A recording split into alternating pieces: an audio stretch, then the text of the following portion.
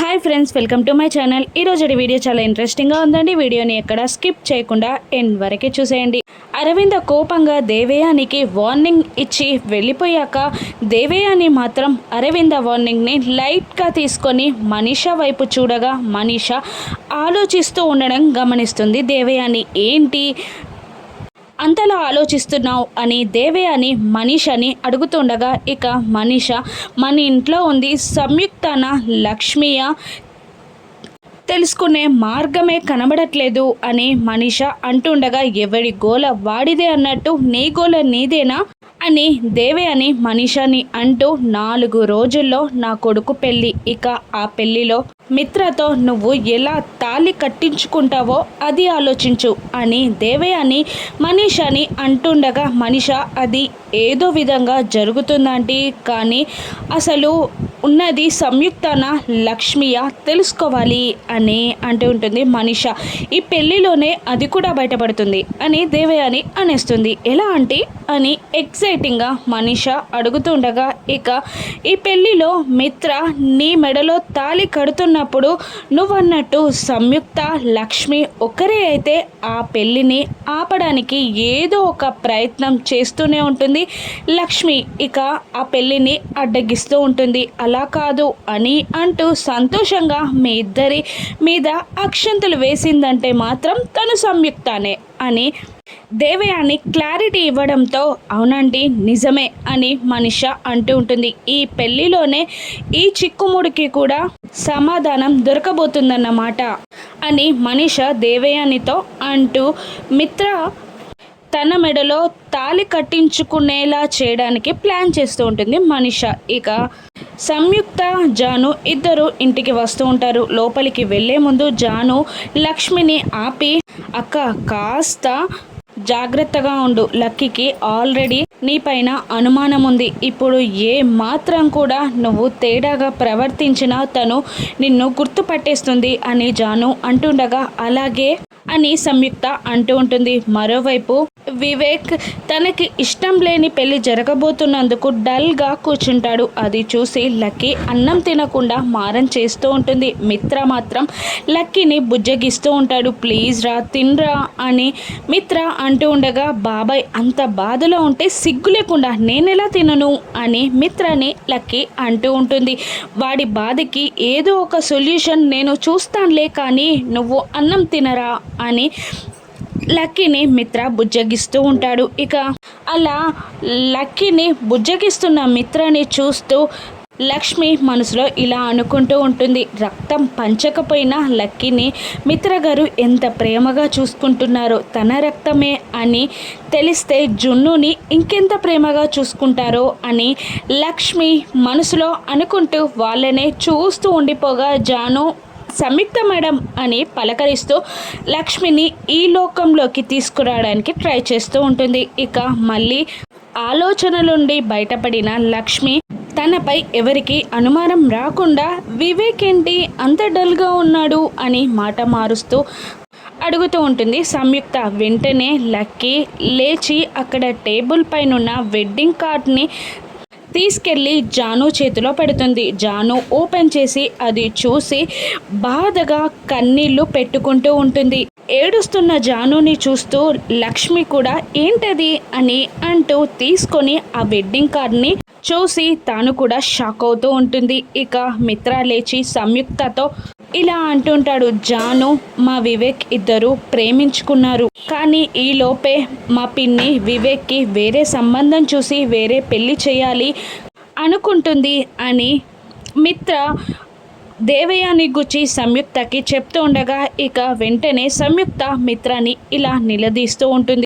మీ ముందే మీ తమ్మునికి ఇంత అన్యాయం జరుగుతుంటే, తనకి ఇష్టం లేని పెళ్ళి జరుగుతూ ఉంటే మీరు తనకి ఏం న్యాయం చేయలేరా అని సంయుక్త మిత్రని నిలదీస్తూ ఉండగా, అక్కడ చిన్న పిల్లుందని గమనించిన మిత్ర కొంచెం దగ్గుతున్నట్టు యాక్టింగ్ చేస్తూ, ఇక వాటర్ తేపోలకి అని చెప్పి మిత్ర ఇలా అంటూ ఉంటాడు, పెళ్ళి ఆపడం పెద్ద విషయం కాదు సంయుక్త గారు, కానీ పెళ్ళి తర్వాత జరిగే పరిణామాలని ఎదుర్కోవడమే చాలా కష్టం. అసలు ఇప్పుడు జానుపై ఉన్న కోపం కన్నా నా భార్య లక్ష్మిపై ఉన్న కోపమే ఈ పెళ్ళికి దారి తీసింది. మా పిన్నికి లక్ష్మి అంటే చాలా కోపం. ఆ కోపం వల్లే జానుని కోడలిగా యాక్సెప్ట్ చేయలేకపోతుంది. ఇప్పుడు తన జీవితం నాశనం కావడానికి ఒక రకంగా లక్ష్మియే కారణం అని మిత్ర అంటుండగా బాధపడుతూ ఉంటుంది. లక్ష్మి ఇక అప్పుడే అక్కడికి వచ్చిన లక్కీ మిత్రకి వాటర్ ఇస్తూ, ఇక జాను టీచర్ వివేక్ బాబాయ్ల పెళ్ళి ఎప్పటికీ జరగదా, బాబాయ్ ఎప్పుడు ఇలా డల్గా బాధపడుతూ ఉండాల్సిందేనా అని లక్కీ అడుగుతూ ఉండగా, ఇక పద అని అంటూ సమాధానం చెప్పకుండా మిత్ర లక్కీని తీసుకొని వెళ్ళిపోతాడు. ఇక వివేక్ కూడా జానుని బాధగా చూస్తూ అక్కడ నుండి వెళ్ళిపోతాడు. ఇక జాను కూడా ఏడుస్తూ ఉంటుంది. ఏదో ఒకటి చేయాలి, జాను వివేక్ల ఇద్దరి జీవితాలు నాశనం అయ్యేలా ఉన్నాయి అని లక్ష్మి ఆలోచనలో పడిపోతుంది. ఇక జరిగిందంతా గుర్తు తెచ్చుకొని అరవింద రూమ్లో డల్గా అటు ఇటు తిరుగుతూ ఉండగా జయదేవ్ నందన్ గారు వచ్చి, ఏమైంది, ఏంటి ఆలోచిస్తున్నావు అరవింద అని అడుగుతూ ఉండగా, ఏం చేయమంటారండి, నా కళ్ళ ముందే వివేక్ జానుల జీవితం నాశనం అయిపోతుంది. వివేక్ని చిన్నప్పటి నుండి మన కొడుకు కన్నా ఎక్కువగా పెంచాం. వాడు అడిగిందల్లా తీసుకొని వచ్చి ఇచ్చాం. కానీ వాడు అడిగిన అతి ముఖ్యమైన దాన్నే వాడికి ఇవ్వలేకపోతున్నాం అని అరవింద అంటుండగా, ఏం చేయమంటావు, వాడికి మనం పెద్దమ్మ పెద్దనాన్నలమే కానీ తల్లిదండ్రులం కాదు కదా. వాడిని పెంచే భాగ్యం మనకుంది కానీ వాడి పెళ్ళి మన చేతిలో లేదు కదా, మనం ఏం చేస్తాం అని అంటుండగా, అది కాదండి, లక్ష్మి నా కోసం ఎంత త్యాగం చేసి వెళ్ళిపోయింది. తన త్యాగానికి గుర్తింపైన తన చెల్లి పెళ్ళి కూడా నేను చేయలేకపోతున్నాను. ఒకవేళ లక్ష్మి ఉంటే జాను జీవితం బండలయ్యేలాగా లక్ష్మి చూస్తూ ఉండేది కాదు కదండి అని అరవింద జయదేవ్ నందన్తో అంటూ ఉండగా రూమ్ బయట నుండి లక్ష్మి ఆ మాటలన్నీ వింటూ ఉంటుంది. ఈ ఘోరాన్ని వాళ్ళిద్దరి జీవితాలు నాశనం అవుతుంటే నేను చూడలేదండి, నేను దీక్షితులు గారి ఆశ్రమానికి వెళ్ళిపోతానండి అని అంటూ ఉంటుంది. అరవింద జయదేవ్ నందన్తో అది కాదు అని జయదేవ్ నందన్ అంటున్నా కూడా, నా వల్ల కాదండి, నేను ఉండలేను, నేను వెళ్తాను అని అంటూ ఉంటుంది అరవింద. ఇక లక్ష్మిని చూసిన జయదేవ్ నందన్ అక్కడికి నుండి వెళ్ళిపోతాడు. ఇక జయదేవ్ నందన్తో మాట్లాడడానికి లక్ష్మి వచ్చి, ఏమైంది మామయ్య గారు, అత్తయ్య గారు అంత బాధగా ఉన్నారు అని లక్ష్మి అడుగుతుండగా, ఇంకేముందమ్మా, జాను వివేక్ల పెళ్లి గుచ్చి తను ఆ పెళ్ళి ఆపలేనందుకు, జానుకి వివేక్కి న్యాయం చేయలేనందుకు బాధపడుతూ ఉంది. తను దీక్షితులు గారి ఆశ్రమానికి వెళ్ళిపోతానంటుంది అని జయదేవ్ నందన్ గారు అనగానే లక్ష్మి షాక్ అవుతూ, అదేంటి మామయ్య గారు, పరిష్కారం చూడాలి కానీ సమస్య నుండి పారిపోతే ఎలా అని లక్ష్మి అంటుండగా, సమస్యని పరిష్కరించే సత్తా అయినా కావాలమ్మా, లేదంటే సమస్య నుండి దూరంగా పారిపోవాలి.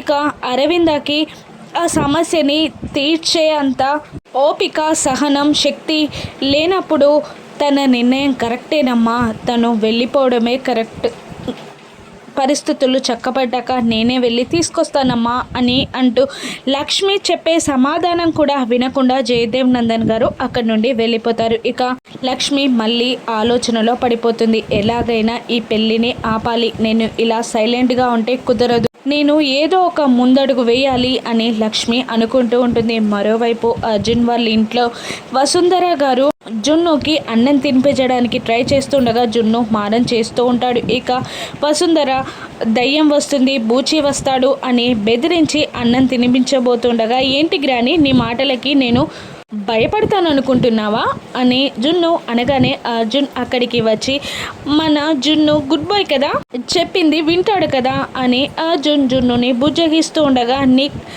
కాకమ్మ మాటలు కళ్ళబొల్లి మాటలు నేను వినను అని జున్ను కోపంగా అర్జున్తో మాట్లాడుతూ ఉంటాడు. ఇక అప్పుడే మరి ఏం చేస్తే అన్నం తింటావు అని వెనక నుండి ఒక వాయిస్ వినబడుతూ ఉంటుంది. కానీ అది గమనించకుండా జున్ను, మా అమ్మ వస్తే అన్నం తింటా అని అనేస్తాడు. జున్ను, నిజంగా మీ అమ్మ వస్తే అన్నం తింటావా అని మళ్ళీ వినబడుతూ ఉంటుంది. తింటా అని జున్ను అనగానే, వచ్చేసాగా అని లక్ష్మి ఎదురుగా వస్తూ ఉంటుంది.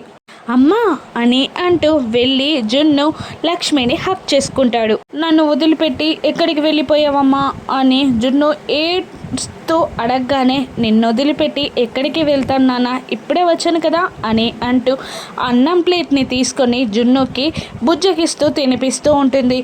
మిత్ర వాళ్ళ ఇంట్లో సంయుక్త అనే ఆంటీ ఉంది కదమ్మా, ఆ ఆంటీని చూస్తుంటే నాకు నువ్వే పదే పదే గుర్తొస్తున్నావమ్మా అని జున్ను అంటూ ఉండగా, అవునా అని లక్ష్మి ఏం తెలియనట్టు అడుగుతూ ఉంటుంది. అవునమ్మా, లక్కీ కూడా తను మీ అమ్మే అని అంటుంది, అంతేకాదు తను నువ్వు ఒక్కరే అని లక్కీ ప్రూవ్ చేస్తానంటుంది అని జున్ను చెప్తుండగా, లక్కీ ఎందుకు అలా ఆలోచిస్తుంది అని లక్ష్మి అడుగుతుంటుంది. తెలీదమ్మా అని జున్ను అనగానే, నిజాలు బయటపడతాయి నాన్న, తను కూడా అర్థం చేసుకుంటుంది అని లక్ష్మి జున్నుని బుజ్జకిస్తూ అన్నం తినిపించడం పూర్తి చేసి, నువ్వు పడుకోనానా, నేను ఇప్పుడే వస్తాను అని అంటూ జున్నుని అక్కడి నుండి పంపించేస్తుంది. అప్పుడు అర్జున్ లక్ష్మిని ఇలా అంటుంటాడు, జున్నుని నేను చూసుకుంటానన్నాను కదా లక్ష్మి, ఇప్పుడు ఎందుకు వచ్చావు అని అడుగుతుండగా, తల్లి మనసు కదండి, ఉండలేకపోయాను అని లక్ష్మి అంటూ ఉంటుంది. ఇక వెంటనే అర్జున్, సంయుక్తలా అక్కడ నువ్వు చేయాల్సిన నెక్స్ట్ పని ఏంటి అని అర్జున్ అడుగుతుండగా, ఇంకేముందండి, వివేక్ పెళ్లి పనులు మొదలైపోయాయి, వివేక్ జాను ఇద్దరు బాధపడుతున్నారు, ఎలాగైనా ఈ పెళ్ళిని ఆపాలి అని లక్ష్మి అడుగుతుండగా, ఏం చేస్తావు లక్ష్మి, ఎలా ఆపుతావు అని అర్జున్ ఎక్సైటింగ్గా అడుగుతుండగా, ఇక లక్ష్మి అదే తెలీదండి, ఏదో ఒకటి ఆలోచించి వాళ్ళిద్దరి పెళ్ళి మాత్రం చేయాలి అని లక్ష్మి అంటూ ఉంటుంది. మరోవైపు తెల్లవారగానే జయదేవ్ నందన్ గారు ఒకవైపు జున్ను, మరోవైపు లక్కీతో కలిసి ట్యాబ్లో ఏదో చూస్తూ మాట్లాడుకుంటూ ఉండగా, ఇక వివేక్ అత్తగారు వివేక్కి కాబోయే భార్య కార్లో ఇంటి ముందు దిగి లోపలికి వచ్చి జయదేవ్ నందన్ గారిని పలకరించి అక్కడ సోఫాలో కూర్చుంటారు. ఇక అప్పుడే దేవయాని కూడా వచ్చి వాళ్ళని పలకరిస్తూ, హడావుడిగా పెళ్లి పనులు జరుగుతున్నాయి కదా, పెళ్లి పనులు ఎక్కడి దాకా వచ్చాయి అని అడుగుతూ ఉండగా, ఇక హడావుడి ఏముంది వదిన, ఇంత మంచి సంబంధం ముందు ఈ పెళ్లి పనులు ఏవి ఎక్కువ కావు, పెళ్లి పత్రికలు ఆల్రెడీ పంచడం దాదాపు పూర్తయింది, నా బిడ్డ మా బేటీ వివేక్తో షాపింగ్కి వెళ్ళాలి అనుకుంటుంది, మీరేమంటారు అని ఆవిడ దేవయానిని అడుగుతూ ఉండగా, అందులో తప్పేముంది, పెళ్ళికి ముందు వాళ్ళలా తిరిగితేనే కదా ఒకరికి ఒకరు అర్థమై దగ్గరవుతారు అని అంటూ వివేక్ అని అరుస్తూ ఉంటుంది. దేవయాని ఏంటమ్మా అని వివేక్ అడుగుతూ ఉండగా, తనతో కలిసి షాపింగ్కి వెళ్ళు అని దేవయాని చెప్తూ ఉంటుంది. నాకు వేరే పని ఉంది, కుదరదమ్మా అని వివేక్ కరాఖండిగా చెప్పడంతో, ఇక దేవయాని వెళ్ళని చెప్తున్నానా, పని ఎప్పుడు ఉండేదే అని కసురుతున్నట్టు అంటూ ఉంటుంది. ఇక చేసేది లేక అక్కడి నుండి వెళ్ళబోతున్న వివేక్కి లక్ష్మి జాను ఎదురు పడతారు. ఇక వివేక్ జాను ఇద్దరు బాధగా ఒకరినొకరు చూసుకుంటూ ఉండగా, ఇక మళ్ళీ దేవయాని వెళ్ళమని చెప్పానా అని కసురుతుంది. ఇక వివేక్ అక్కడి నుండి వెళ్ళగానే మనిష వెటకారంగా ఇలా అంటూ ఉంటుంది, కొందరి మనుషులకి ఎంత చెప్పినా అర్థం కాదు, ఇక వాళ్ళకి దక్కదు అని తెలిసినాక కూడా ఎందుకు అంత ఆశపడతారో అని జానుని చూస్తూ వెటకారంగా అనబోతున్న మనీషాని సంయుక్త ఏదో కౌంటర్ ఇస్తున్నట్టు చూస్తూ ఉంటుంది. ఇక సంయుక్త మనీషకి ఇవ్వబోతున్న కౌంటర్ ఏంటి, ఇక జాను వివేక్ల పెళ్ళిని సంయుక్త ఏ విధంగా చేయనుంది, అరవింద ఆశ్రమానికి వెళ్లకుండా లక్ష్మి ఏ విధంగా ఆపుతుందో రాను ఎపిసోడ్స్లో చూద్దాం. Thank you for watching.